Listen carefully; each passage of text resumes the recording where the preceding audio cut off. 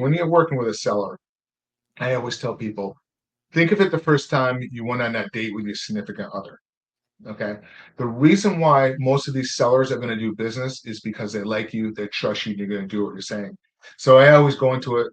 80% of my phone calls just getting to know the seller. Just the same way I want them to get to know me as who I am, and I want to get to know them to know who that they are because I want to make sure they're not a crazy seller as well. But I love seller financing because sometimes, especially if you're starting out and you don't know where to go to raise capital, use the seller's equity as the capital partner in the deal. It's really the same thing. Instead of going out there trying to raise capital from ABC or which is great, like your local dry cleaners or restaurants you go to, you already have the seller, and if the seller has equity in that property or a note or whatever on property, if you learn how to leverage it and how to understand how to underwrite it and make sure that the deal works correctly in the numbers, then it really comes down to listening to the seller, why they're selling, what are they planning on doing with the capital? If you understand those things and how to solve the seller's problems, that's how you can get into these monies with very little to no money down.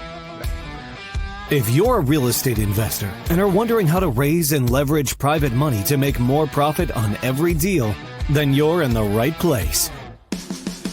On Raising Private Money, we'll speak with new and seasoned investors to dissect their deals and extract the best tips and strategies to help you get the money, because the money comes first. Now here's your host, Jay Conner. What if you could create wealth in real estate without depending on banks, without waiting for perfect market conditions, and without letting interest rates determine whether your deals succeed or fail? What if the biggest opportunity in real estate isn't just finding the right property, but knowing how to structure the right deal? Because the investors who win at the highest level understand something most people miss, and that is the deal is only as powerful as the strategy behind it. Welcome to Raising Private Money. I'm Jay Conner, the Private Money Authority, and today I'm bringing you a conversation with someone who has spent over 30 years mastering creative real estate strategies, seller financing, and building wealth through smart deal structures. His name is Mark Monroe. Now, Mark has been involved in over $500 million in real estate and business transactions. He's a real estate developer, private equity investor, best-selling author of Creative Real Estate Investing, host of the Real Estate Power Play podcast, and a trusted mentor to investors all across the country. But here's what I really want you to pay attention to. Mark doesn't just know how to buy real estate. He knows how to create opportunities. He's personally raised over $2 million in private money, understands how to build relationships, structure deals, and create win-win solutions for investors and private money lenders. And beyond the numbers and the transactions, Mark brings a perspective that most people never develop. As a cancer survivor, he understands what it means to fight, to adapt, and to keep moving forward when the odds are against you. So if you're a real estate investor looking for new ways to fund deals, create more opportunities, and think differently about wealth creation, this episode is going to open your eyes and you're going to love it. Get ready, because you're about to learn from one of the best in the business. In just a moment, you're going to meet Mark Monroe right after this.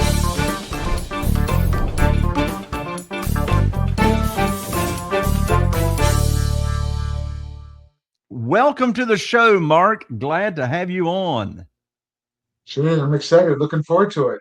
I had you over on our podcast, and everybody liked it. It was very well watched. We had quite a few people watched having you on, so you brought a lot of value. So hopefully, I can do the same in return for your guest.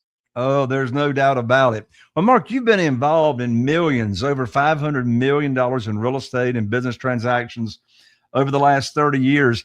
Take us all the way back to the beginning, the turning point, if you will. What was the moment or the experience that changed the way you look at real estate and made you realize there was a better way to create wealth than simply buying properties the traditional way? Sure. So, I thank you so much for having me on. I appreciate it. So we've been in this game for quite some time, both of us. So I was 19 years old living in a small town in Vermont, and I did the old Carlton Sheets course, if you will, back in the day. And went through that, had no clue what I was doing. I took cardboard boxes, cut it up, and I got a wet waterproof magic marker. We buy houses. I went around the town, put them all up on telephone poles, and didn't realize it. I got in trouble by the municipality in a couple of towns. Like, you got to go take them down. I'm like, well, I didn't know. I'm sorry about that. So I went around and started taking them down. And this guy called me up. He goes, "Hey, I got this mobile home for sale. It's worth 18. It's worth 21,000. I want 18 for it." And I'm like, "I'm not interested in a mobile home." So then he calls me back a week later. He goes, "Give me $15,000. It's worth 21,000." I'm like, "I'm not interested." Another week goes by. He goes, "Give me 12,000. It's worth 21." I'm like, "Well, do you own the land?" He goes, "No, it's in a mobile home park." I said, "Sorry, I'm not interested." A month goes by. He calls me back again. He goes, "Give me $6,000. It's worth 21,000." So I go, "Why are you selling?" He goes, "I have a lot of rent due. I don't have it. I don't live in there." I said, "Well, I told you." I do the boomerang. "I told you I'm not interested. But this is what I'll do to help you out. I'll give you 3,000." He goes, "Oh, give me 4,000." I'm like, "No, I'm not interested. I'll take three." I was, "All right, I'll take the 3,000." I said, "Okay, I have to go by the office supply store to get a contract because we didn't have it, and I want to do an inspection." So I hung up the phone, called the newspaper, placed an ad in the newspaper, "Mobile home for sale for $25,000, owner financing with $3,000 down." First lady called me up. Her and her husband went out, looked at it. They liked it. They gave me $3,000. I took that, gave to the seller, ended up creating a mortgage note for it was like 300 something dollars a month over 7 years, like at an 8% interest rate. I had no, it was my car payment, insurance payment at 19 years old for 7 years. I had no clue what I was doing. So that was my real first deal, learning how to get into a deal with no money down, because I grew up in poverty in Vermont. I had no money. At that time, I didn't learn about credit cards, and I had 28 credit cards all maxed out. I was, at that time, at least they weren't high limits, or like $300 to $500, but that's a lot of money to a 19-year-old. So that was my first aha. And then I got stuck into the corporate world for about 5 years, and then I jumped back into it like at the age 24, 25, and I went full time at that time. So that was pretty much my journey. Wow, what an amazing early journey story. Uh, from that story, your mobile home story, your first deal, what lessons, and I'm already thinking of multiple, what lessons did you learn from that first deal you did? I mean, everything. It was my first one. Every step of the way was a lesson. Not putting them up on telephone poles, not using, if you do, putting signs up, not using a regular phone number. Um, Understanding like the paperwork, I'm sure was kind of screwed up because we didn't use an attorney. I just created a promissory note, like a bill of sales, because it was considered a motor vehicle. Um, so I did do a note. I did record the note on like a US, but it was just so many different lessons, like you said. I mean, I can go on and on and on, but learning what to look for. I had no clue what to look for in a property at that time. I was just kind of just winging it, if you will. So I kind of got lucky, to be frank, to the whole process without a proper mentor walking me through it. Just kind of going off of, Carlton Sheets was what, cassettes or something like that back then. Nobody was Right, looking. right. That's an amazing story. You have spent decades, literally decades, mastering seller financing strategies. And there's your first deal. You did seller financing to your buyer. Why do you believe seller financing is one of the most powerful tools available to real estate investors today, especially in a market where many investors are struggling with, higher interest rates, and, they don't know about private money like you and I do, and tighter lending requirements? Yeah, I mean, it's you're not jumping through all the red tape with the banks and lenders. They have guidelines that they have to follow if they're holding the paper or if they're securitizing and selling that paper off into the secondary market. It just gives a lot more flexibility. You can negotiate with the seller. Just like the lenders can't do negotiating. This is cut and dry. This is the guidelines. You meet it. If not, then you can't move forward. But I mean, a lot of times us being self-employed, we don't show a lot of income on our returns. People may have credit challenges. Also, you may not showing a lot of assets, if you will, because if you're in the business for quite some time, you want to start protecting some of those.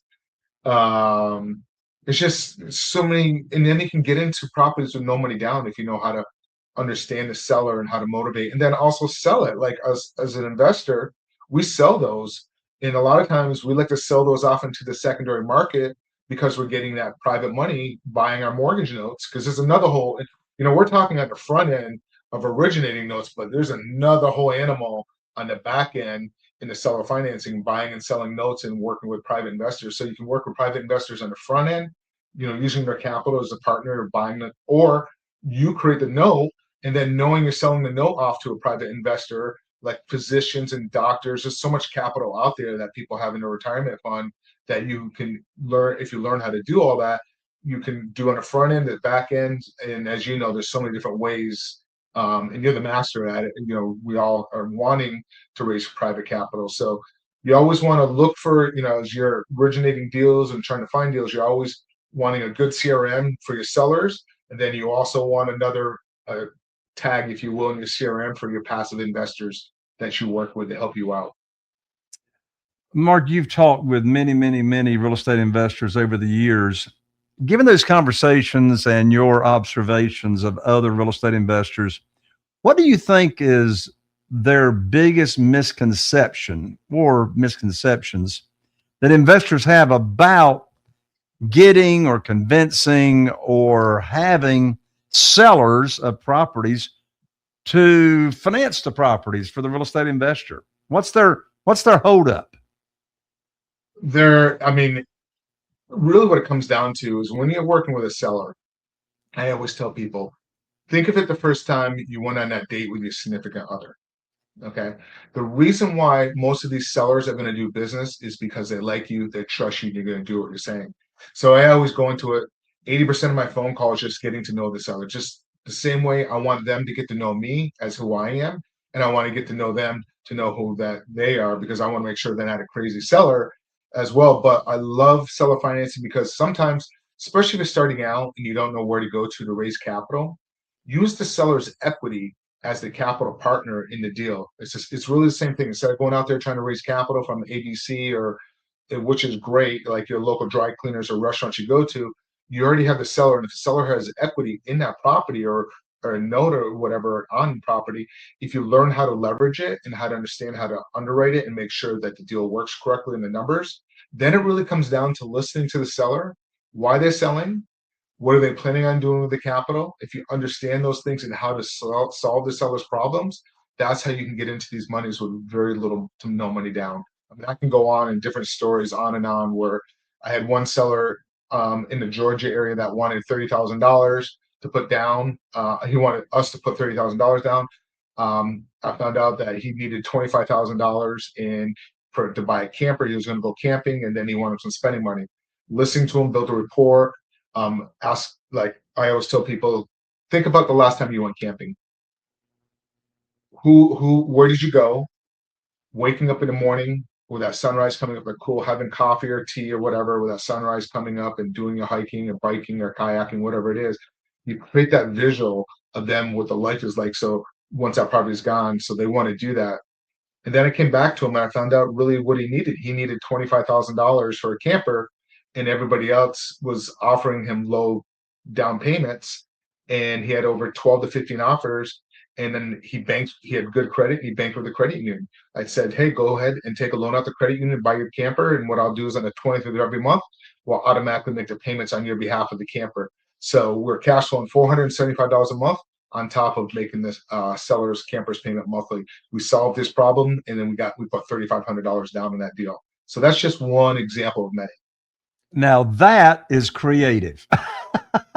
By you simply meeting the seller where they were mentally, what they actually wanted to accomplish. And that's fantastic. You got them to go borrow the money, but you make the payments for them. That's a cousin to subject to taking over the camper debt. Exactly. And then, to be frank, we got into it for $3,500 plus some closing costs, and we sold that on a lease option, and our tenant buyer put $18,000 down.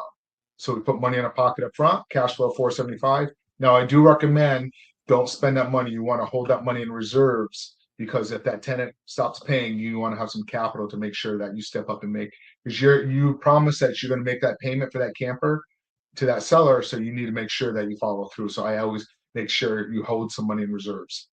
Yeah, that's very, very smart advice.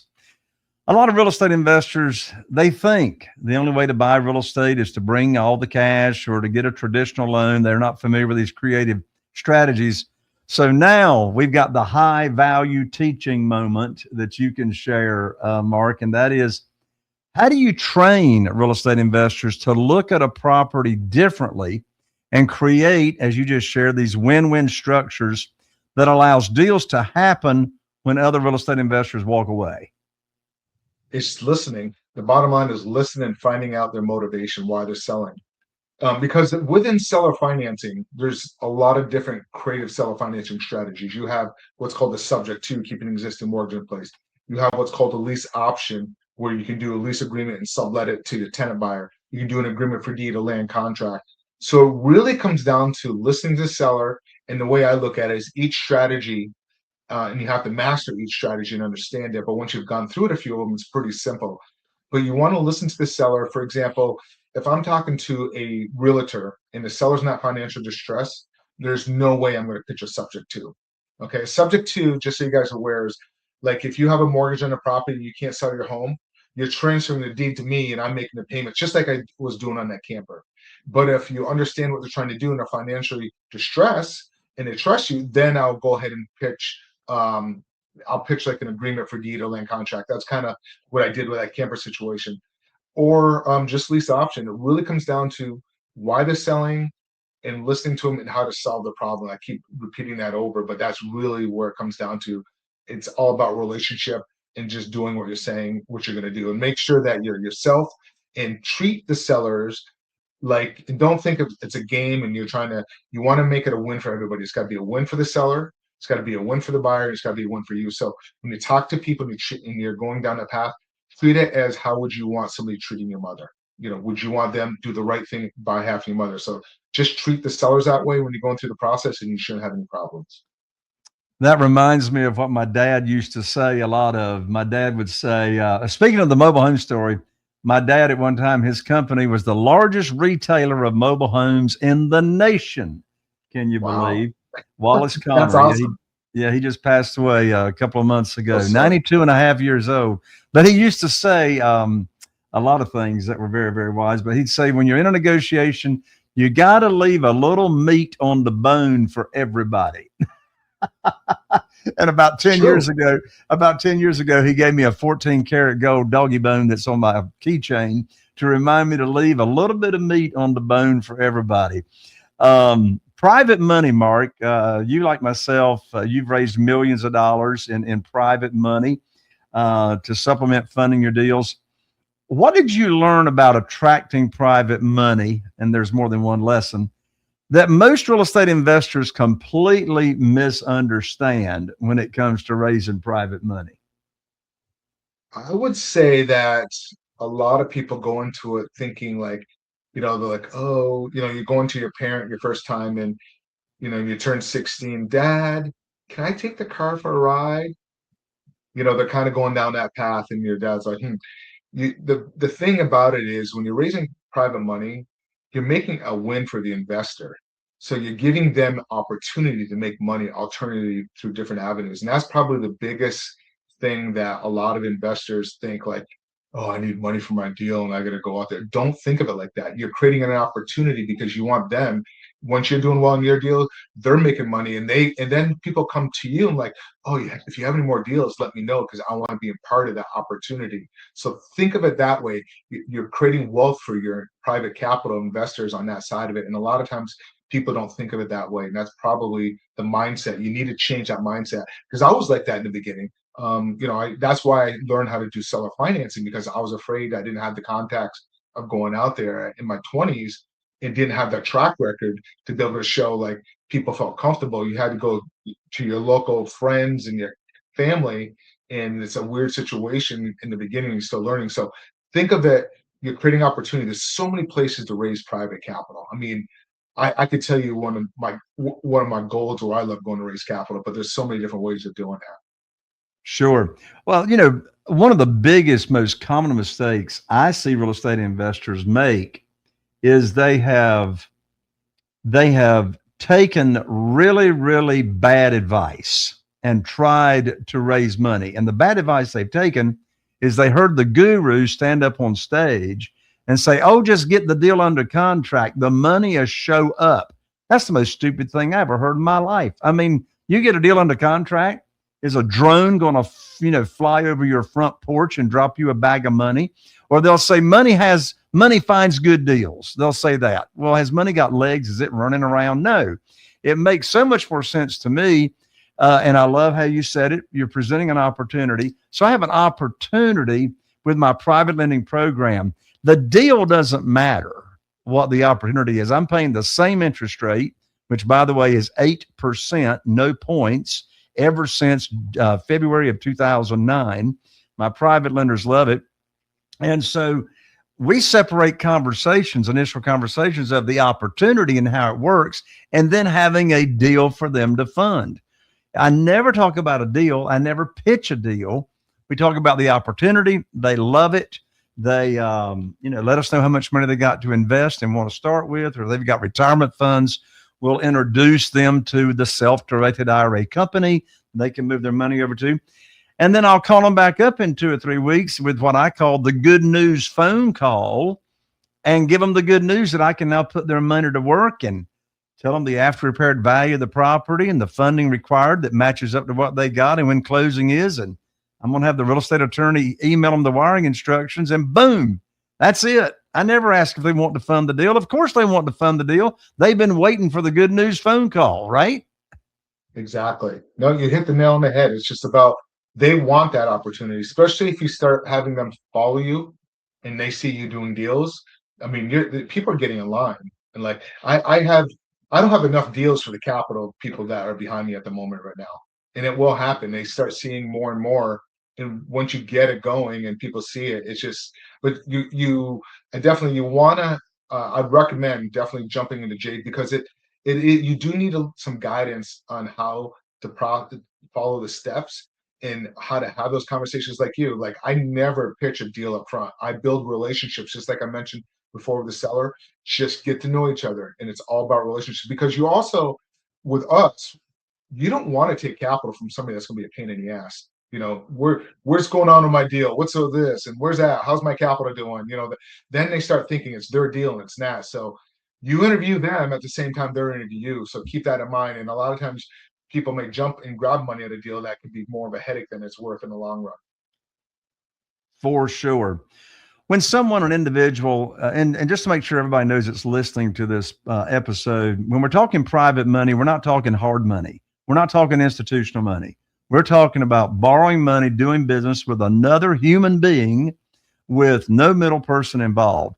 So when someone has money to invest, liquid capital, retirement funds, whatever, as you know, Mark, they're not just investing in a deal. Quite frankly, they're really not investing in the deal. They're investing in you, the borrower. They're investing in you, who is behind the deal. So question for you, Mark, what would you say are the key things you believe real estate investors must do to build trust and create long-term private money relationships? Make sure you take care of your investors. That's like the number one thing. You will have deals sometimes that will end up going sideways, or expenses that come up. I've done deals before where I end up losing money because I wanted to take care of my investors. Because once you go bad on an investor loan, it's going to hurt your reputation, and they'll come back as long as you take care of them and you do what you're saying and to perform, or whatever structure that you're doing. If you're doing a note through typically what we want them to do is they invest in their retirement fund, because all that capital gains and then all the profits stays back in that retirement fund.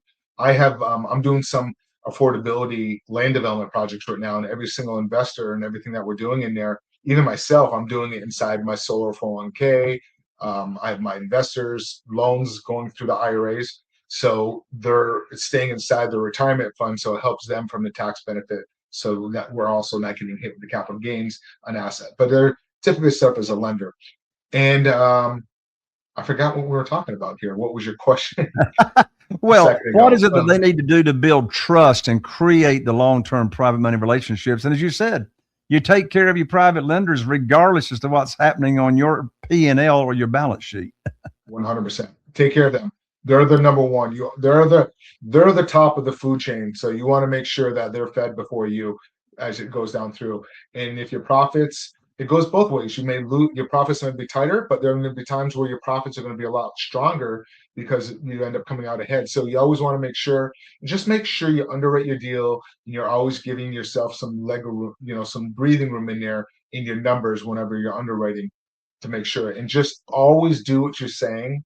And if something happens, go to them and have the conversation ahead of time than having after the fact, because your name and your credibility means everything in this industry. Absolutely. You've got a best-selling book. It's called Creative Real Estate Investing. And for those of you that see a video, he might show you a picture of his book. In your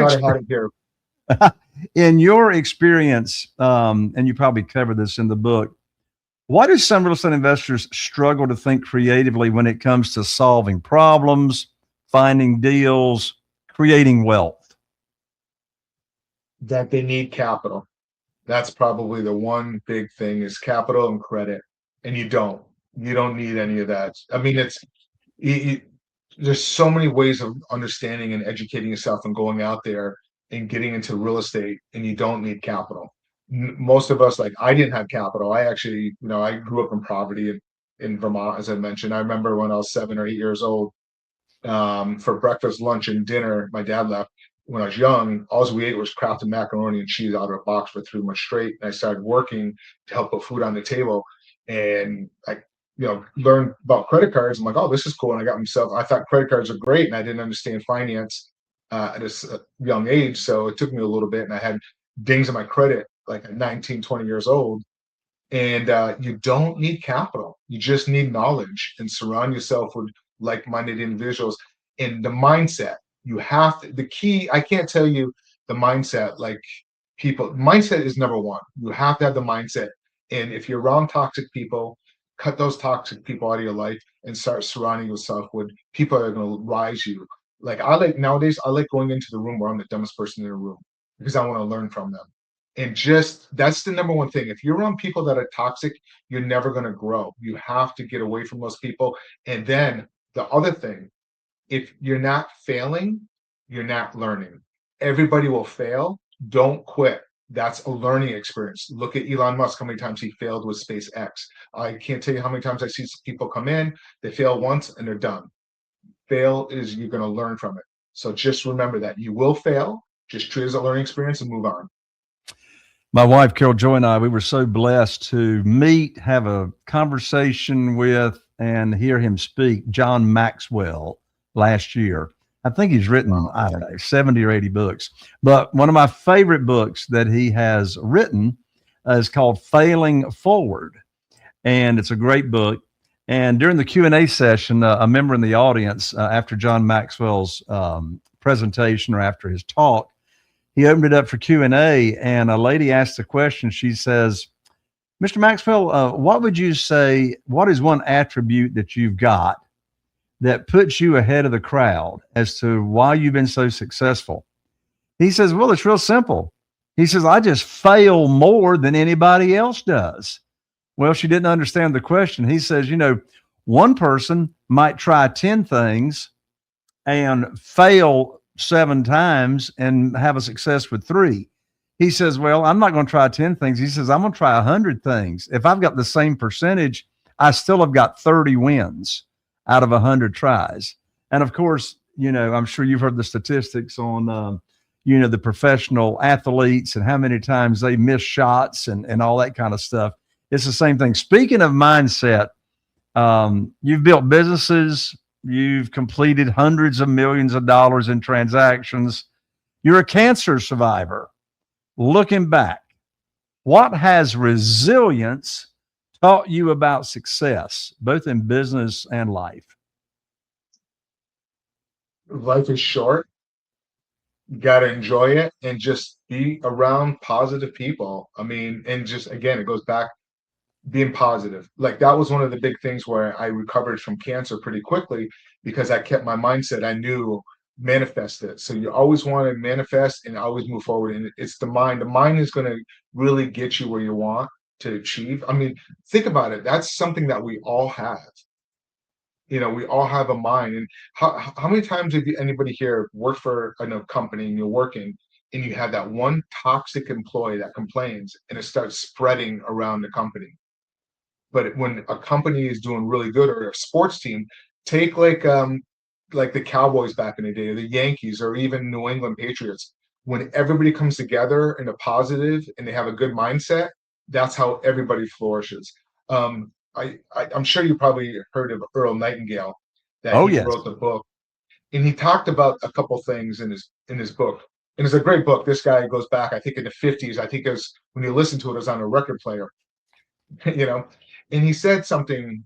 He goes, "You can go outside and plant in the ground seeds. Is that seeds going to grow up as poison ivy and toxic, or is it going to grow up and become a beautiful flower and a rose and look gorgeous?" So whatever you plant into your mind, into the ground, it's the same thing. That's what it's going to grow. So no matter where you're at in life and health, relationships, any type of obstacles that come up, because it does come up. We all go through it.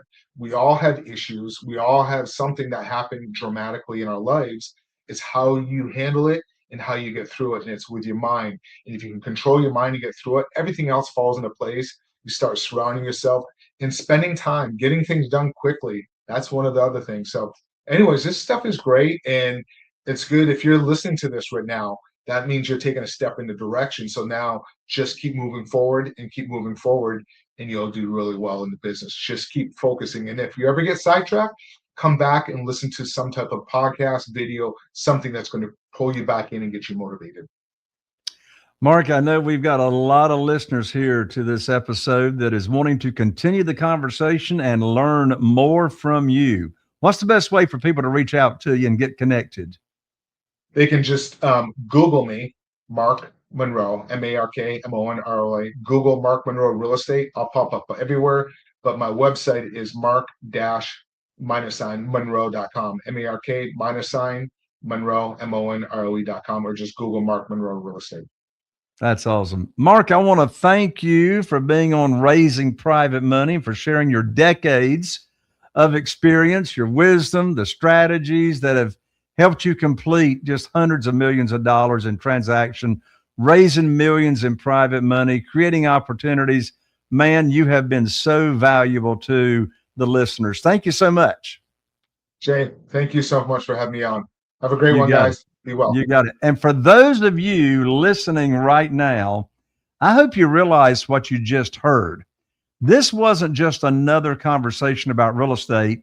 This was a masterclass in thinking differently, having the right mindset, because the real estate investors who win at the highest level aren't the ones who have the most money, the most resources, or the most connections when they start. That's exactly what Mark shared. They're the ones who learn how to see opportunities that others overlook, whether it's seller financing, creative deal structures, building relationships with private money lenders. The biggest breakthroughs happen when you stop asking, how can I afford this deal? And start asking, how can I structure this deal? Think about Mark's first mobile home story. Now, here's my challenge for you. If you know another real estate investor, and I believe you do, who needs to think differently about funding deals, creating opportunities, and building wealth in today's market, do them a favor. Share this episode with them right now. Send them a link. Text it to a friend. Post it inside your real estate investing group. Put it on your social media and tag me, because there is someone in your circle right now who is sitting on the sidelines, not because they don't have the desire, but because they don't know the strategies that you heard about today. And that one share from you could be the thing that changes the trajectory of your connection, your friend's real estate investing business. Also, make sure you subscribe to Raising Private Money so you never miss an episode where we bring you the best investors, entrepreneurs, and experts who are revealing the strategies behind raising money, funding deals, creating financial freedom through real estate. Remember, deals are everywhere. Opportunities are everywhere. But the real estate investors who know how to create relationships, structure solutions, and access to capital, those are the investors who win. I'm Jay Conner, the Private Money Authority. Thanks for listening to Raising Private Money, and I'll see you right here on the next episode. Are you feeling inspired by the knowledge you gained in this episode? Then head over to jconner.com/money guide. That's jconner.com/money guide and download your free guide that shares 7 reasons why private money will skyrocket your real estate investing business right now. Again, that's jconner.com/money guide to get your free guide. We'll see you next time on Raising Private Money with Jay Conner.